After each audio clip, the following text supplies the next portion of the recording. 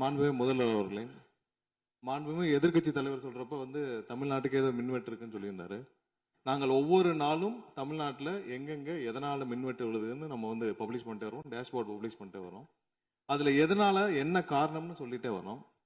இந்த துறை ஏன் இப்படி இருக்குன்னு நாங்க ஏற்கனவே தெளிவா சொல்லிடுறோம்.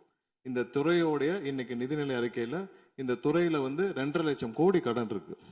அது இல்லாமல் இந்த துறையில எந்தவித இன்ஃப்ராஸ்ட்ரக்சர் டெவலப்மெண்ட்டும் இவங்க கடந்த 5 ஆண்டுகள் 15 ஆண்டுகள் செய்யப்படவில்லை. இது சம்பந்தமாக விரிவான வெள்ளை அறிக்கை விரைவில் வெளியிடப்படும் நம்ம ஏற்கனவே சொல்லிடுவோம். அது இல்லாமல் இந்த துறைக்கு கடந்த 5 ஆண்டுகளாக எவ்வளவு பேர் ஆள் எடுத்தார்கள் என்று, எவ்வளவு பேர் வேலைக்கு ஆள் எடுக்கப்பட்டது என்பதையும் நாங்கள் விளக்க இன்னும் ஒரு சில நாட்கள்ல இதற்கான விளக்கமாக வெள்ளை அறிக்கையை நாங்கள் கண்டிப்பாக வெளியிடுவோம்.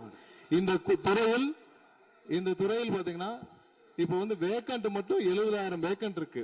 இது எல்லாம் சீரமைத்து இந்த ஒரு வாரமாக 10 நாட்களாக மொத்தம் 125 குழுக்கள் அமைக்கப்பட்டிருக்கு. இந்த துறையில நம்ம எதனால இந்த மின்வெட்டுகளை சரி செய்ய 125 குழுக்கள் அமைக்கப்பட்டு 500 பேர் வெளியிலிருந்து கான்ட்ராக்ட்லாம் எடுக்கப்பட்டு எங்கெங்கெல்லாம் மின்வெட்டுகள் இருக்கோ அது சரி செய்யப்பட்டிருக்கு. கடந்த ஒரு வாரமா நீங்க பார்த்திருப்பீங்க. ஒவ்வொரு நாளும் எதனால் மின்சாரம் தட்டுப்படுதுன்னு சொல்லி பப்ளிஷ் பண்ணிட்டே இருக்கோம்.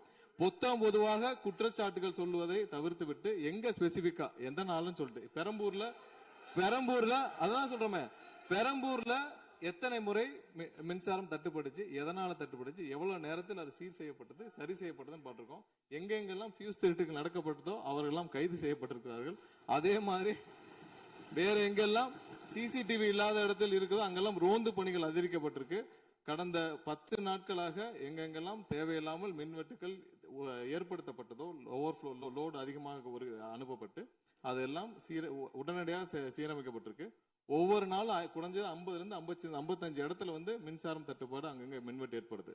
ஸோ அதுல 35 இடத்துக்கு கீழேயாவது 1 மணி நேரத்துக்குள்ள சரி செய்யப்பட்டு வருகிறது. அதுக்கான டேஷ்போர்டுக்கு தெளிவாக எதிர்கட்சி தலைவர் பார்த்து விட்டு பேசினால் நன்றாக இருக்கும்.